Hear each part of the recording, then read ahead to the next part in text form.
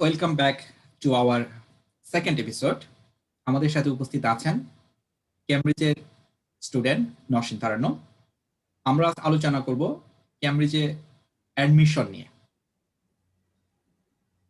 ক্যামব্রিজে admission under graduate, masters এবং PhD নিয়ে আমরা আলোচনা করব। প্রথমে আমরা শুরু করতে চাই আন্ডার গ্রাজুয়েট।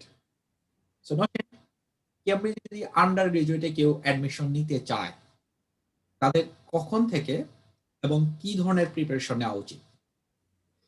সো আমার যারা ও লেভেল এ লেভেল করছে, সো তাদের এএস থেকেই প্রিপারেশন, ও লেভেল থেকে প্রিপারেশন নেওয়া উচিত, কারণ এএস এর সময় আমাকে অ্যাপ্লাই করতে হবে। সো এটা মাথায় রাখতে হবে যে আমি যখন অ্যাপ্লিকেশন করব, আমি আমার এএস এর গ্রেডস নিয়ে অ্যাপ্লিকেশন করব। সো আমার এএস এর গ্রেডস গুলা অনেক ভালো হতে হবে।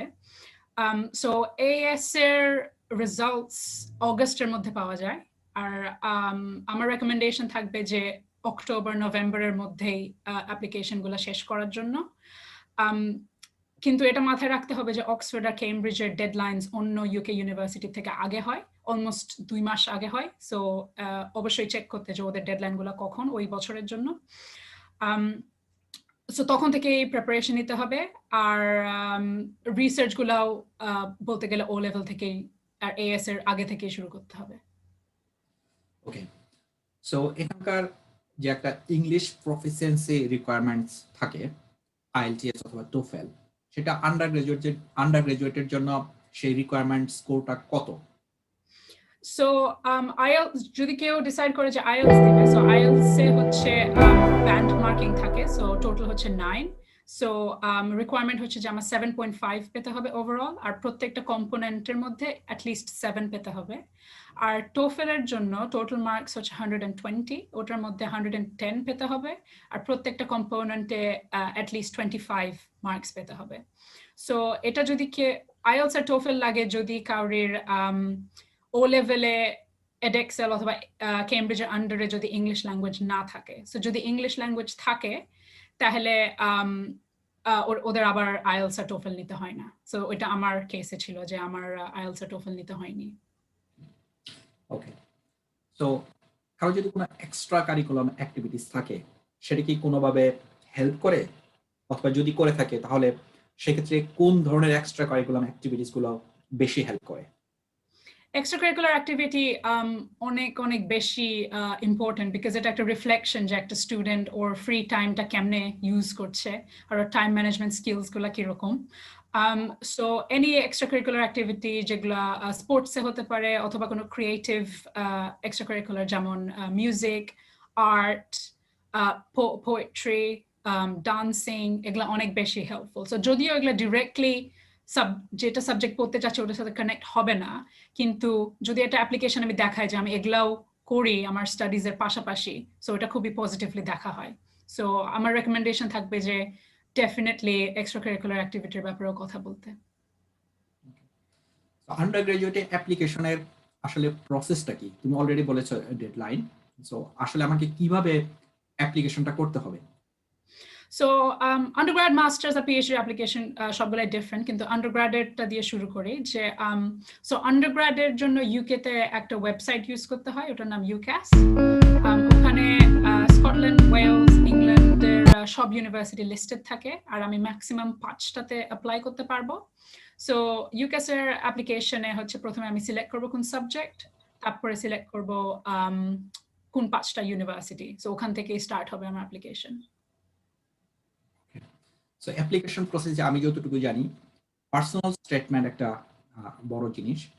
সো পার্সোনাল স্টেটমেন্ট আসলে কতটুকু বড় হওয়া উচিত, লেন্থটা কতটুকু হওয়া উচিত, এবং ইজ দেয়ার এনিথিং যেটা পার্সোনাল স্টেটমেন্টে লেখা উচিত, অথবা is there anything we should not write down in personal statement? So আমার আন্ডারগ্রাড অ্যাপ্লিকেশনে অবভিয়াসলি গ্রেডস হচ্ছে one of the biggest points, because ওরা ওটা দিয়ে জাজ করবে, কিন্তু personal statement is one of the very important aspects আমার অ্যাপ্লিকেশনের জন্য, কারণ ওটা পুরো রিফ্লেকশন হবে যে আমি কিরকম স্টুডেন্ট। সো পার্সোনাল স্টেটমেন্ট ইউক্যাসের মধ্যে 47 লাইনস হতে হবে। সো এটা আমাকে ওয়েবসাইটে পেস্ট করে ওরা দেখায় যে কয়টা লাইন হলো, তো ওখান থেকে দেখতে হবে যে 47 হলো নাকি না। আর আমার রেকমেন্ডেশন থাকবে যে ডেফিনেটলি এক্সট্রা কারিকুলারের ব্যাপারে কথা বলতে, তারপরে আমার কোন কোন স্কিলস আছে যেটা আমার সাবজেক্টের জন্য হেল্পফুল থাকবে। সো যদি কোনো ভলান্টারি ওয়ার্ক করে থাকে, যদি কোনো ওয়ার্ক এক্সপিরিয়েন্স থাকে আমার সাবজেক্টের জন্য, তাহলে ওইটা ডেফিনেটলি মেনশন করা উচিত।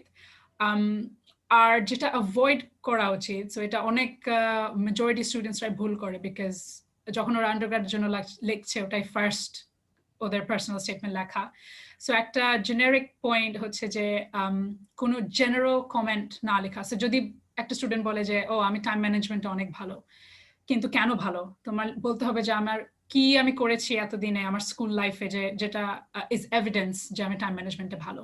সো আই ক্যান সে আমি টাইম ম্যানেজমেন্টে ভালো বিকজ আমি আফটার স্কুল ফুটবল খেলতাম, তারপরে বাসায় যে আমি পড়ালেখা করি। সো এরকম এক্সাম্পলস ইউজ করলে ওইটা অনেক পজিটিভলি দেখা হয় বোর্ডের থেকে। কোনো কি রেফারেন্স দিতে হয় কারো কাছ থেকে recommendation letter for under graduate? হ্যাঁ, সো আন্ডার গ্রাজুয়েটের জন্য দুইটা রেফারেন্স লাগবে। সো আমার রেকমেন্ডেশন থাকবে আবার স্কুলের কাউন্সিলরের থেকে নেওয়ার জন্য, অথবা স্কুলের টিচার অথবা হেড অফ ডিপার্টমেন্ট এদের থেকে নেওয়ার জন্য। একটা জিনিস অ্যাড করবো, সো বিকজ বাংলাদেশে আমাদের যেমন আইটি সিস্টেম এত বেশি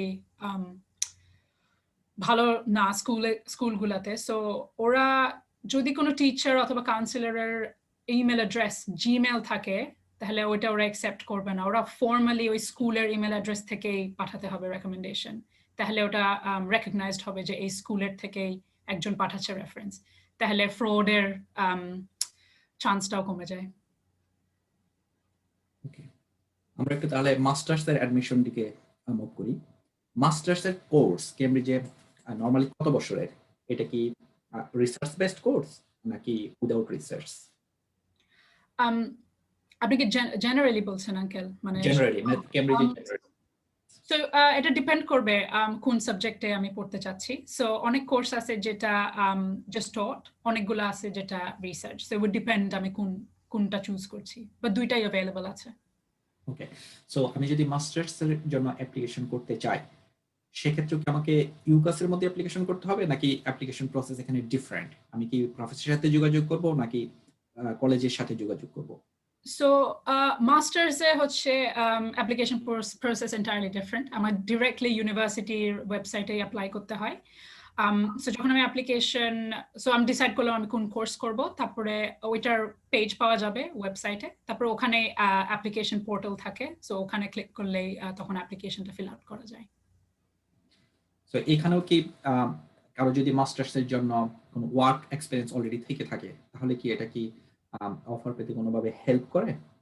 ডেফিনেটলি হ্যাঁ, এটা one of the biggest factors. তো যখন আমি অ্যাপ্লিকেশন করব ওয়েবসাইটের থ্রুতে, সো ফার্স্টলি আমাকে পার্সোনাল ডিটেলস ফিল আপ করতে হয়।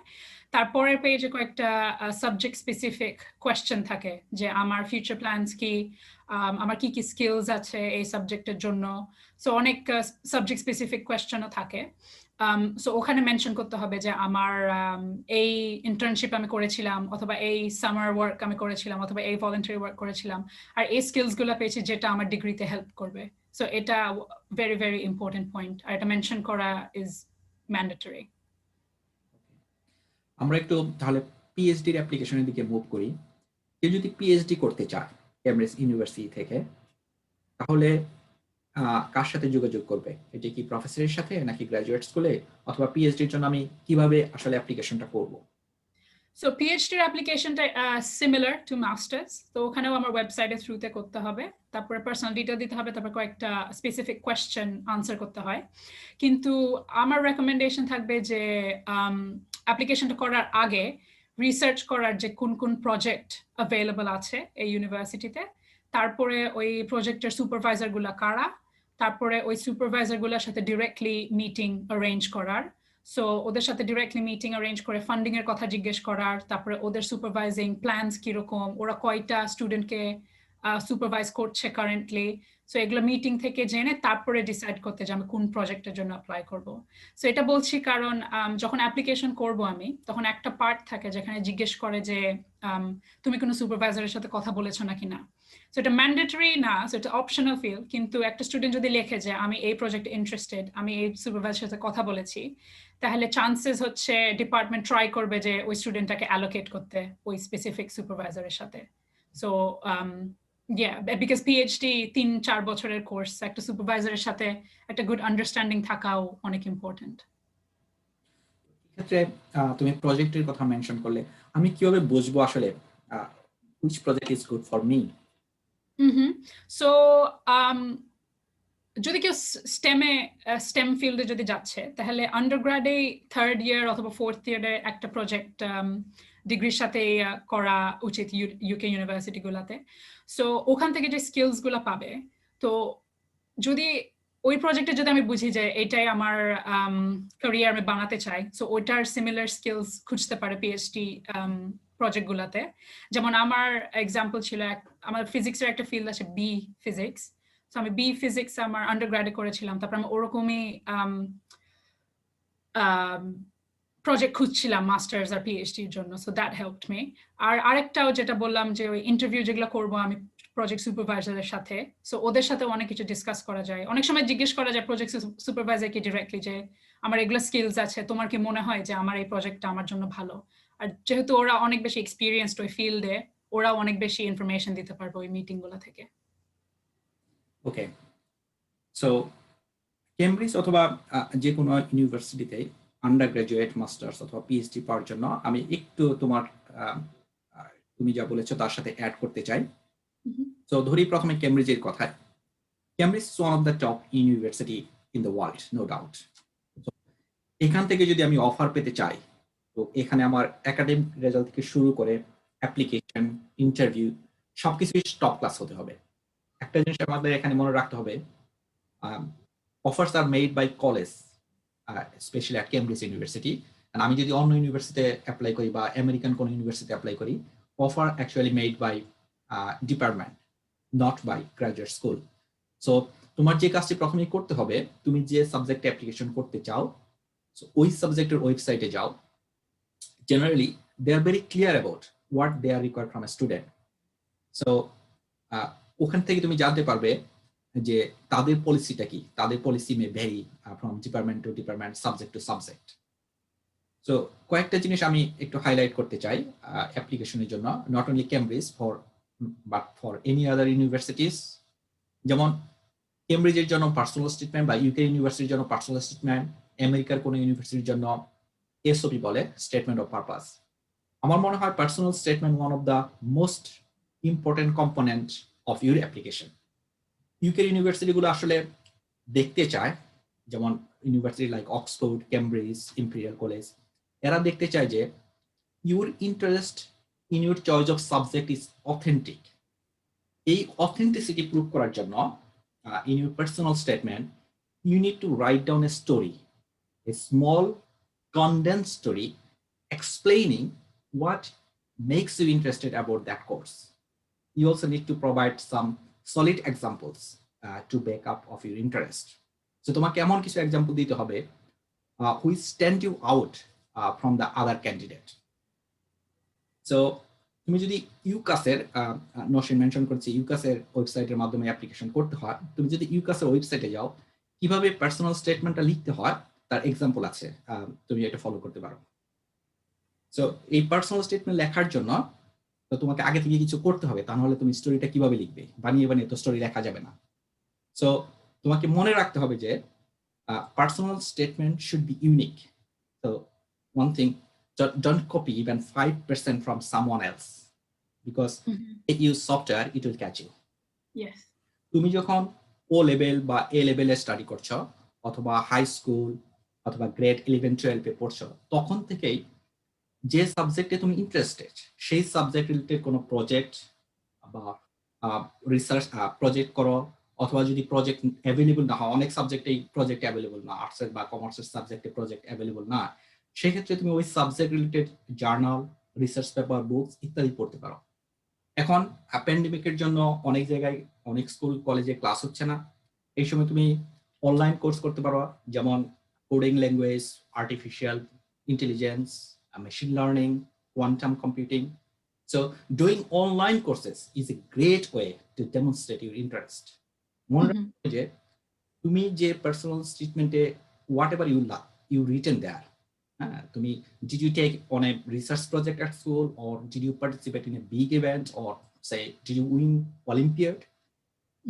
You have written, you will be asked details about it during your interview, so be prepared. আরেকটা জিনিস উল্লেখ করব about reference. নসীম মেনশন করেছে 2 জন রেফারেন্স দিতে হবে। সো তোমাকে এনশিওর করতে হবে তুমি যাদের কাছ থেকে রেফারেন্স বা রেকমেন্ডেশন লেটার নিচ্ছ, they know you well both inside and outside of the classroom. They need to able to talk about specific stories related to your interest and amplitude in that subject. Also should be able to talk about your capabilities, your potential to excel in a university like Cambridge, Oxford.